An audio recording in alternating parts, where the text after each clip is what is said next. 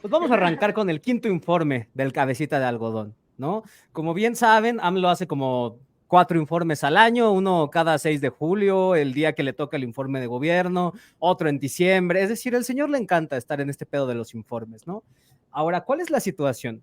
Que ya evidentemente varios medios, incluido el grupo de investigación selecto del noticiero, ya le hizo el fact-checking al quinto informe de gobierno de nuestro cabecita de algodón y encontramos nada más ni nada menos, pues que el señor estaba diciendo verdades a medias. O sea, sí dijo 2 que 3 cosas que son verdad. Dijo ¿Cómo buenas AMLO? tardes. Sí, ¿AMLO claro. diciendo verdades a medias? No, Dijo buenas neta. tardes. Ya es una. Ya es una. Ya dijo buenas tardes, ya era tarde. Entonces, vamos a empezar fuertecitos con el tema del sector salud, ¿no? Uno de los grandes puntos del informe de gobierno, que yo creo que vamos por punto, discutimos y luego otro punto, porque si no va a estar súper mal pedo este pedo. Entonces, punto número 1, sistema de salud, ¿no?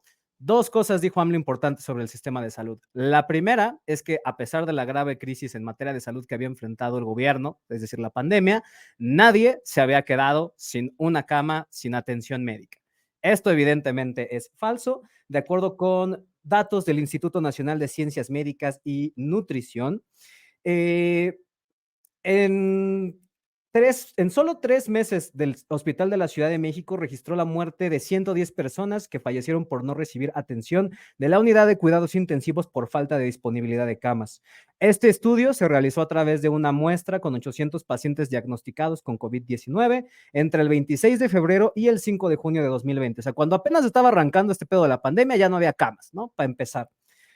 Y en ese sentido, también hay datos que dicen que la mayoría de las personas que fallecieron durante la pandemia de COVID-19 fueron en sus hogares, es decir, ni siquiera pudieron llegar a un hospital o en caso de haber podido llegar a un hospital, no recibieron la atención médica que necesitaban. Y lo otro en materia de salud, que tiene que ver con el supuesto abasto de las medicinas.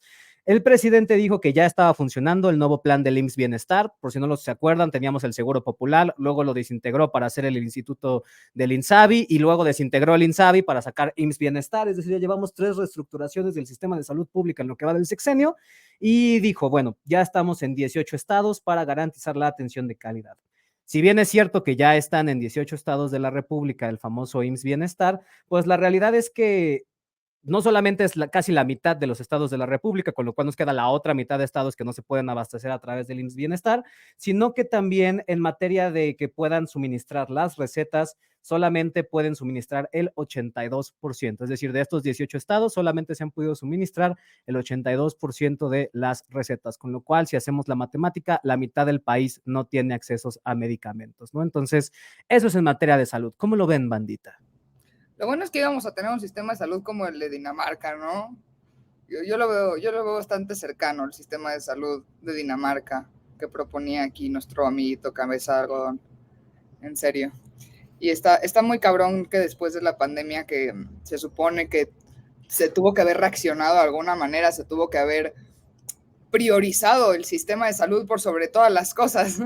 Estamos peor que nunca, ¿verdad? En salud. Está cabrón. ¿Qué opinan ustedes del sistema de Mira, salud? yo creo que no hay nada nuevo en general con toda la idea que tiene este sexenio de las cosas que están pasando. ¿Por qué lo digo? Porque siempre son verdades a medias. Alex en noticieros pasados nos contaba perfectamente bien cómo las gráficas están siendo alteradas. Creo que en general algo hay que dejar muy claro. El tema de toda la pandemia y lo que vino con la pandemia, si bien no fue culpa y no podrá ser culpa nunca de una administración, de un gobierno, porque no lo es, creo que el manejo pudo haber A menos sido que sea mucho Estados mejor. Unidos. A menos que sea Estados Unidos, exacto. O con más murciélagos, cualquiera de los dos. Pero si no es el caso, me parece que el manejo pudo haber sido mucho mejor, se pudieron haber implementado muchas más cosas que hubieran podido ayudar a que la gente en su momento tuviera atención de salud, tuviera cuidados que no tenían por qué elevarse y no tenían por qué irse a otros lados. Pero, pues, Morena, hashtag Morena. No, yo fuera de analizar los datos que mostraron o que van a mostrar o que se están mostrando en donde se van a modificar evidentemente los datos, pues me hubiera gustado, que no sé si venga mi Alex porque no me he metido al mega detalle, pero entender un poquito cómo justifican la reducción, por ejemplo, en las consultas que sí tenían los derechohabientes acceso a, que eran principalmente para cáncer, hipertensión, obesidad y otras. Había leído yo por ahí que se habían reducido este año en un 50% aproximadamente el número de consultas para estos tratamientos específicamente. Y la primera pregunta que yo tendría que haber hecho, o más bien que me viene a la cabeza, es todo ese presupuesto que hoy no se está utilizando en esto, ¿en qué sí se está utilizando? Porque pareciera o lo lógico sería pensar que se está abriendo a más derechohabientes el servicio, pero la realidad es que ni se está abriendo, cada vez el número se reduce más y evidentemente la calidad del servicio y a lo que tienes derecho se reduce todavía más. Ese sería como para mí el primer punto, que si viene algún plan integrado o no viene integrado, me imagino que no, y evidentemente va a ser una forma de como generar propuestas para el siguiente año cuando estemos en campaña y se va a utilizar todo lo que tengamos en problemática como campaña. Y la segunda es entender si viene algo comunicado de lo que se estuvo hablando a mediados de este año en cuanto al tema privado de los médicos, que querían regular hasta cierto punto las consultas, que querían regular cuánto podían cobrar, qué tenían que cobrar y todo eso. Digo, es más un tema indagatorio, más allá de una opinión de lo que no sé que venga o no venga, pero ¿tú cómo lo ves, Alex? Es que, digo, primero hay que ver de dónde parte todo este desmadrito, porque antes existía el famoso Seguro Popular, que el Seguro Popular fue una iniciativa del Golden Boy, del hombre más guapo en la política mexicana desde Díaz Ordaz. Entonces, Peña Nieto dijo, ok, tenemos un problema para atender a personas que por alguna razón no pueden estar inscritas en el IMSS, el Instituto Mexicano del Seguro Social, porque no tienen un empleo formal y que Sí. tampoco pueden estar en el ISSSTE, ¿no? Y por eso surge la iniciativa del Seguro Popular para que las personas que no estaban inscritas en estos servicios tuvieran un derecho a la atención médica. López Obrador dijo que el IMSS, en ese sentido, no servía porque, bueno, el Seguro Popular no servía porque ni era seguro ni era popular, y entonces él lanza esta iniciativa del Instituto de Salud del Bienestar, ¿no? El famoso INSABI, con lo cual deshace al Seguro Popular, lo desintegra. Y esto generó un problema en su momento porque no estableció lineamientos claros para trasladar a toda la base de personas que ya estaba inscrita en el Seguro Popular dentro del INSABI. Entonces, eso ya implicó una reducción en la atención médica de ese sentido. Luego, ¿cuál era el otro problema? Que de hecho por esto fue que terminaron cortando la cabeza de Hugo López-Gatell, porque no fue por la pandemia, fue por el pedo que se llevó a través de la COFEPRIS. Cuando fue lo de la pandemia y enfrentaron problemas de presupuesto para poder abastecernos de vacunas, se dieron cuenta de dos cosas. La primera, que sí es cierta, que había un monopolio en el suministro de las medicinas en México. Es decir, pues realmente nada más le estábamos pidiendo medicinas como a 2, 3 empresas, y eso pues nos hacía muy dependientes de los precios que establecieran estas empresas en materia de las medicinas que necesitábamos. Y sí estábamos comprando muchas medicinas a sobreprecio de manera muy pendeja. Entonces, ¿qué fue lo que hizo López Obrador? Dijo, vamos a cancelar esos contratos que son abusivos, pero tampoco estableció lineamientos claros para generar contratos nuevos con más empresas para el suministro de medicamentos. Entonces, entre lo que se hacía eso y se compraban los nuevos medicamentos, pues hubo un desabasto, que fue el pedo que tuvieron con los papás de los niños con cáncer. ¿Por qué? Porque esas medicinas específicamente en materia de quimioterapias, tengo entendido que requieren de diversos permisos que no estaban logrando salir porque no se estaba llevando el proceso de la manera adecuada. Entonces empezó a haber desabasto en ese pedo. Se dieron cuenta que no la iban a armar con el INSABI y decidieron regresar directamente a cargarlo todo sobre del IMSS, que ya tenía la estructura, y entonces surge la iniciativa del IMSS Bienestar, que es justo en donde se inserta lo que tú comentas, porque ahora ya no solamente no hay lineamientos para pasar a la gente que estaba del Seguro Popular, sino ya tampoco hay para pasar a la gente que estaba del INSABI e incorporarla al IMSS Bienestar. Y por eso es que se tuvo que reducir esa atención, porque no es que haya menos médicos o haya menos citas, sino que literalmente hay menos personas que pueden acceder a este servicio. Por eso fue el repunte del 40% de personas que vimos del Coneval que ya no tienen acceso a salud, porque ya no están inscritas ni en el Seguro Popular ni en el INSABI y todavía no se pueden meter al IMSS Bienestar. O sea, bueno, ya ese último punto, ¿dónde estamos parados hoy en ese último punto de ya no, de que para ingresar a la parte del bienestar? Pues es que, o sea, justo el presidente dijo que nada más ahorita están operando chido en 18 estados, o sea, todavía nos falta la mitad del país de cobertura del IMSS Bienestar, y pues establecer los lineamientos claros, porque incluso las personas que si hay alguien aquí que ya está inscrito en IMSS Bienestar, no me dejará mentir, el IMSS Bienestar te cubre ciertas cosas, tampoco te cubre atención integral en muchos sentidos, particularmente de enfermedades más chonchas o de operaciones más chonchas. O sea, yo recuerdo que cuando yo me rompí el brazo, afortunadamente mi papá tenía IMSS en ese momento. Y antes de todo este desmadrito, pues a mí ya me iban a cobrar todos los materiales de la operación para poderme operar el brazo, güey. Me salía casi lo mismo que operarme en un privado, porque cobraban el clavo, los materiales, no sé qué, ta. Y muchas personas que están en Seguro Popular o que estuvieron en Seguro Popular, que estuvieron en Insabi, que ahorita están en IMSS Bienestar, no me dejarán mentir, le siguen cobrando un chingo de cosas, güey. O sea, le siguen cobrando muchas cosas y la atención no es la mejor. O sea, llegas un día con que tienes algo y te dicen, bueno, pues te puedo dar una cita en 2 semanas. Y es como, güey, quizás en 2 semanas yo ya no esté aquí, ¿sabes? Sí, claro. Entonces, es un pedote el IMSS. Y temas de presupuesto contra otros años, ¿se vio muy afectado todo?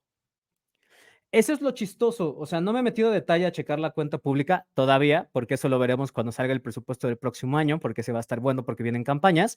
Pero lo que sí es cierto es que no ha habido recortes sustanciales en el sector salud.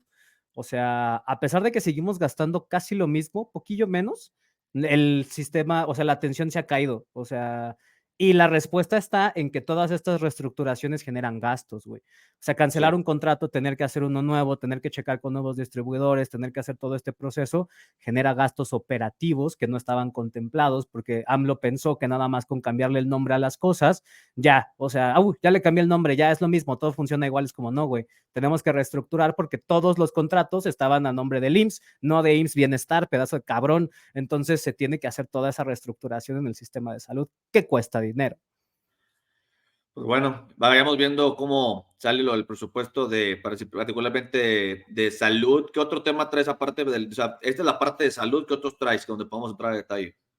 Tenemos deuda, ¿no? El famoso no nos hemos endeudado, bueno, también es mentira, ¿no? Digo, esto es algo que se le escucha un chingo a la gente, no, este es el gobierno que menos se ha endeudado y la realidad es que el crecimiento real de la deuda del gobierno federal ha sido de 102% con respecto del año pasado.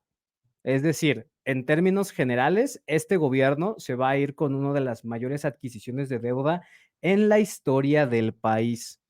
También, o sea, no todo es culpa de AMLO en esta ocasión, esto es medio engañoso, porque ¿qué ha pasado este sexenio que no pasó en los anteriores? El aumento de las tasas de interés. O sea, teníamos una deuda a tasa variable y pues aumentaron las tasas de interés con respecto a esa deuda y eso incrementó los intereses que tenemos que pagar de la deuda, ¿no?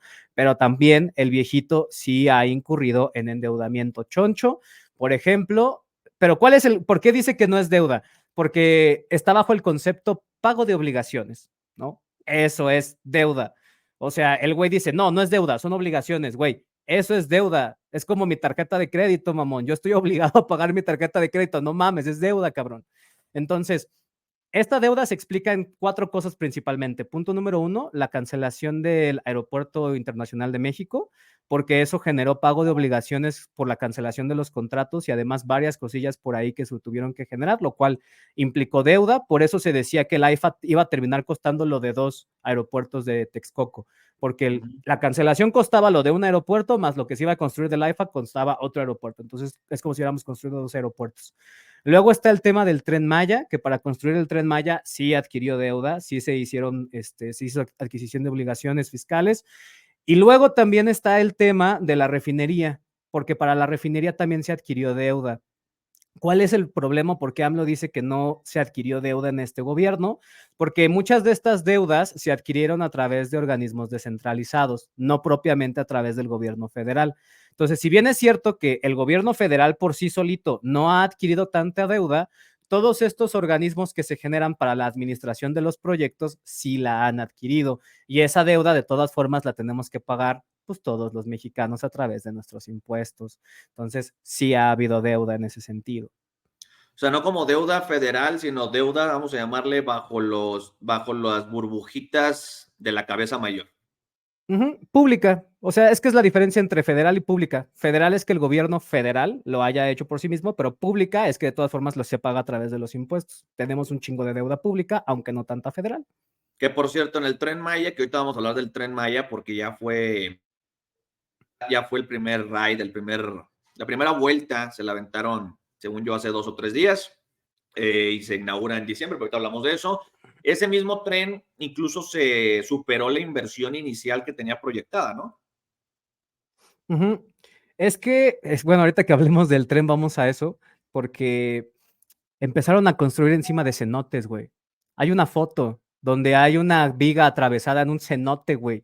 Construyeron encima de una cueva, al vacío, güey. Entonces, ¿qué fue lo que terminó pasando? Que se dieron cuenta que pues no podía pasar un tren por ahí y tuvieron que hacer muchas modificaciones al tramo, güey. Y eso incrementó los costos. También tenían planificado despojar de sus tierras a muchas comunidades, es decir, expropiarles tierras, no se dejaron y las tienen que pagar. Eso incrementó costos. Entonces empezaron a pasar muchas cosas que incrementaron el costo de esa madre, güey. Ok. Muy bien, entonces ya vimos seguridad, más bien ya vimos deuda, vimos educación, ahorita hablamos del Tren Maya cuando hablemos específicamente de esa noticia. ¿Qué otro tema traes? ¿Qué otro punto traes qué otra mentira viene en el informe, pues? Madre, Eso está podría súper irme... interesante. Qué bueno que lo sacaste. Está bastante bueno, bastante bueno. O sea, podríamos irnos hoja por hoja del informe, güey, todo tiene mentiras, pero estas son las más importantes, gente. Hay muchas otras cosas en las que mintió el señor. Pero bueno, siguiente punto, refinación de petróleo, ¿no? Dice que ya va a empezar a refinar petróleo Dos Bocas y que ya vamos a depender menos del petróleo. Eso tampoco es cierto.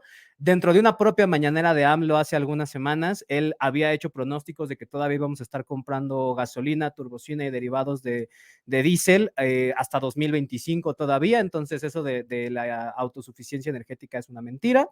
En materia de empleo, también mintió. Dijo que que se han generado un chingo más de empleos. Esto no es cierto.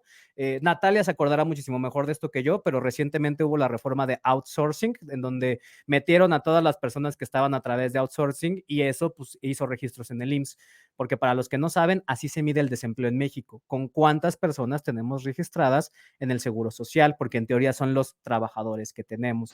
Cuando meten a todos estos... Dale. Perdóname, mi Alex, nada más ahí para que quede claro, por si alguno de ustedes no sabe, la cosa más importante que tuvo esta reforma fue que si tú eras una persona que le prestaba servicios a una empresa que tenía el mismo objeto social o el mismo giro que tus servicios y cumplías con ciertas características y era evidente que no tenías un contrato de trabajo, no tenías una relación laboral que podía darte lugar a las obligaciones, sin embargo, prestabas esos servicios con este esquema de outsourcing, pero no tenías por qué prestarlos porque la empresa los daba, por así decirlo. Entonces, lo que estabas haciendo era outsourcing y esto se prohibió. Lo que sí se puede son prestación de servicios especializados. Es decir, si yo tengo una pastelería y yo contrato una empresa que sean contadores, como no tiene absolutamente nada que ver con mi giro, está bien, porque son servicios que yo no presto. Y sí puedo contratar a personas que lleven el tema de la contaduría en mi pastelería. Sin embargo, si yo fuera una pastelería que compra, vende pan, bla, bla, bla, y contratara de outsourcing a panaderos, estaría un poco extraño. El giro es el mismo y seguramente lo que trata de impedir esta reforma es que todas las obligaciones en materia laboral que deben los patrones otorgarle a los empleados, pues no se estén dando. Se ahorren lana, se ahorren impuestos, se ahorren tal, por solamente no cumplir con esas obligaciones. Era todo.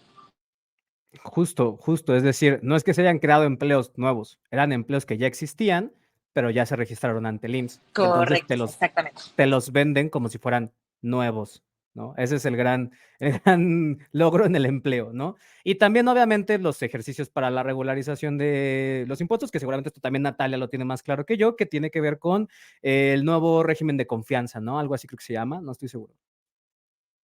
Sí, justo, el nuevo régimen de confianza que le decimos RECICO, ¿no? Que básicamente es simplificado de confianza, exactamente, RECICO, que es, a grandes rasgos, para que lo puedan entender, vamos a decirlo como es un estímulo fiscal. Es darle posibilidades a las personas que no están siendo contadas para el sistema de egresos, que no pagan impuestos, darles ciertas mejoras en porcentajes y en cantidades sobre el monto que hagan, inscribirlas a Hacienda, al Servicio de Administración Tributaria, que sí paguen impuestos, pero que los impuestos que pagan sean menos y bajo ciertas estructuras, dependiendo de cuánto ganas, dependiendo de varias cosas. ¿Cuál es la intención del SAT? Decirte, oye, ok, está bien, ¿no quieres pagar impuestos? O sea, porque son muchos, está bien, te dejo que pagues menos. Si cumples con estas características y tienes, es un poco más complejo, después podemos platicar del tema, pero si cumples con esas características, yo, Servicio de Administración Tributaria, te dejo que me pagues este porcentaje de tus ingresos, que me pagues este tipo de cosas para yo generar los impuestos y prefiero que me pagues menos a que no me pagues. Eso es básicamente en lo que consiste. El 2.5. Ujú. Y finalmente el tema de las apps, ¿no? La regularización de los trabajadores por aplicación. Entonces, pues realmente no es como que se han generado más empleos, simplemente los inscribieron al IMSS y eso es lo que te vende como nuevos empleos, al cabecita de algodón. Y pues finalmente inseguridad, ¿no? Dice que vamos muy bien porque las cifras de homicidios están bajando, aunque ya vimos que eso no es cierto porque todo se está yendo a la carpeta de otros en cifras del secretario ejecutivo. Dijo que los feminicidios, ya casi eso no existía en México, que ya era un problema olvidado del ayer, eso ya era periódico de ayer, dijo el presidente. Y pues en materia de inseguridad, desapariciones, secuestros, etcétera, etcétera, vamos muy bien, porque aunque no lo parezca, el gobierno federal va ganando la lucha contra el narcotráfico. Es que esta es la que más me preocupa a mí, güey. O sea, es la que más me preocupa a mí de todas porque o sea, a mí sí me parece risorio el hecho de que con números la gente siga diciendo y defendiendo otras cosas, ¿no? O sea, yo me acuerdo perfectamente, Calderón se criticó con el guapetón, se criticó con este brother, nunca lo podemos criticar, güey. Y estoy hablando de que todo mundo los criticaba, incluidos los que votaron por esos güeyes. O sea, todo mundo se les iba encima, todo el mundo, y olvídate de que fuera un número de homicidios o un número de seguridad. Lo hacían ante cualquier estupidez que siquiera decían. Y a mí me parece irreal que hoy siempre tienen un argumento para decir no es cierto, pero sí, pero no. Es que no es cierto, pero no es tan cierto como lo dices. O sea, es que sí es cierto, pero hay algo que no es cierto. Y entonces ese algo que ya no es cierto, ya cambia toda la noticia. No, yo no recuerdo, ni estoy hablando de tiempos de Calderón, estoy hablando de tiempos de Calderón en donde yo vivía en el norte y la realidad es que vivías miedo, pavor, pánico de salir, veías cosas que sucedían y sentías la inseguridad, ¿no? Y los números contra ese entonces son ridículamente más altos y hoy ya hemos normalizado que todos los días sale una noticia y más bien la gente se centra en cómo apago esa noticia, cómo la minimizo, cómo la ignoro, cómo la meto en el tapete, en lugar de darnos cuenta que todos los días sale una noticia. Acaban de matar, por ejemplo, no lo traemos aquí en las noticias, pero en Jalisco ayer a un rapero o antier, no sé qué día fue, a él y a su esposa, y andan ahí todos los como el medio de los raperos como quejándose un poquito porque pues todavía no sabemos qué pasó con este rapero, pero te habla de que todos los días pasa algo, güey. Si no son los desaparecidos, si no son secuestrados, si no es alguien muerto, si no es alguien atentado, si no es... O sea, yo no sé dónde la gente no ve o dónde puede seguir la historia de que estamos bien en este pedo. O sea, les abro la opinión, pero yo no comprendo.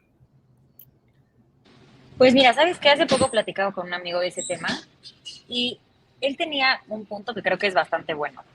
El tema de tener estas mañaneras todos los días y decir cosas que aunque son falsas, las dices y das la cara, da una percepción de una sensación buena.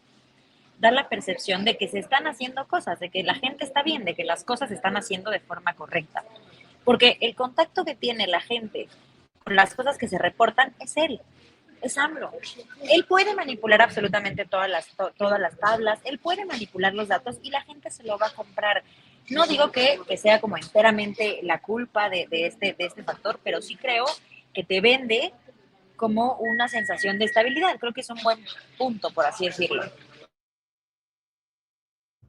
Pues sí, o sea, te vende la estabilidad, una cierta estabilidad, pues que para mí no existe, y ese es un poquito lo que quiero escuchar, o sea, de ustedes, o sea, yo lo veo así, yo lo veo muy crítico, yo lo veo Es que tristísimo.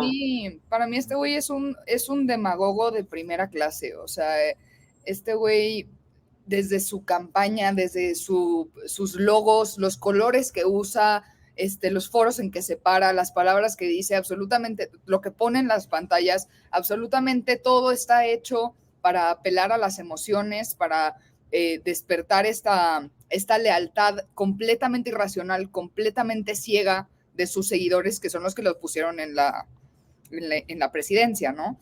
Y cuando logras eso en tu audiencia política, ya puedes prácticamente hacer lo que se te da la gana, te van a defender a capa y espada, y él lo sabe y lo aprovecha, y por eso usa a modo y usa a conveniencia sus mañaneras para, literalmente, lo que él dice en la mañanera es lo que repiten los morenistas durante toda la semana. No importa cuántas pruebas se les ponen enfrente, no importa los datos, no importa las imágenes, no importa, ellos van a repetir lo que dijo él. Y lo vemos todo el tiempo en TikTok.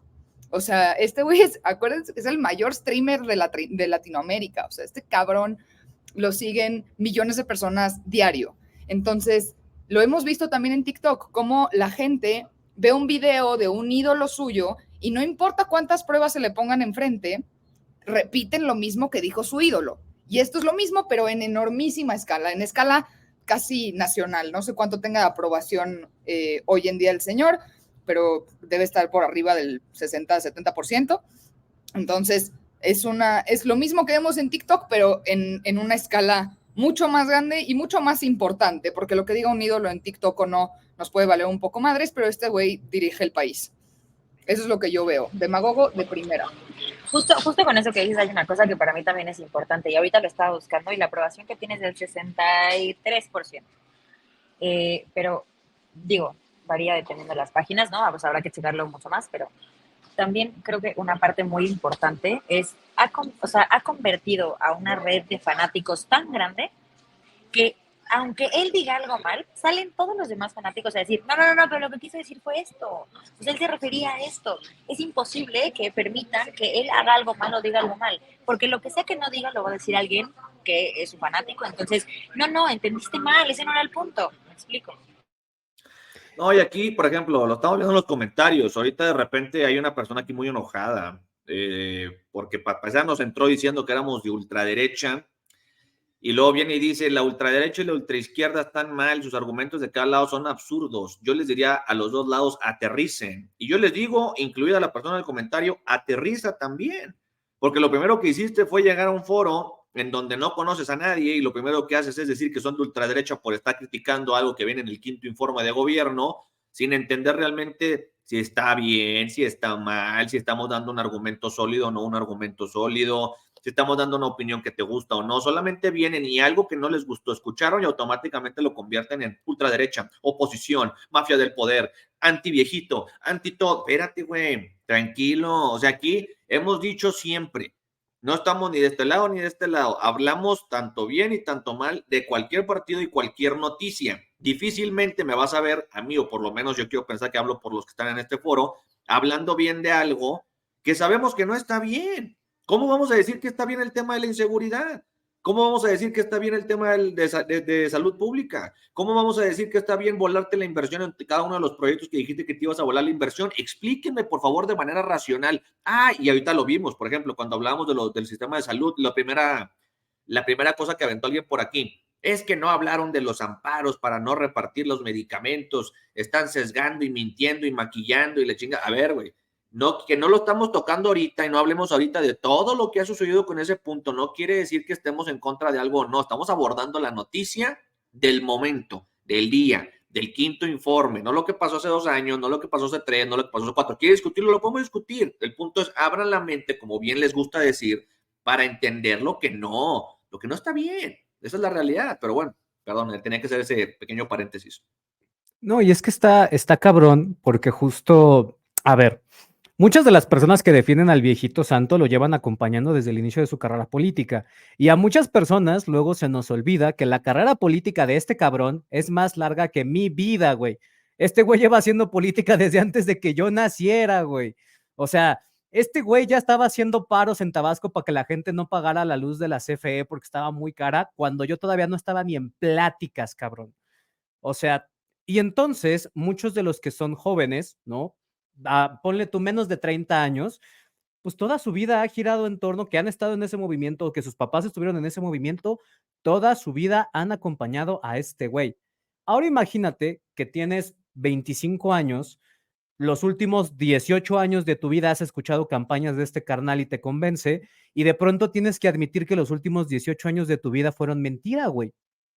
No, es pedirle demasiado a la gente que ha estado con él. Por eso caen en lo que decía Natalia, por eso dicen, no, es que no, yo no puedo estar mal al creer en él. Entonces tengo que justificar todo lo que hace él, porque entonces el que va a quedar como pendejo soy yo.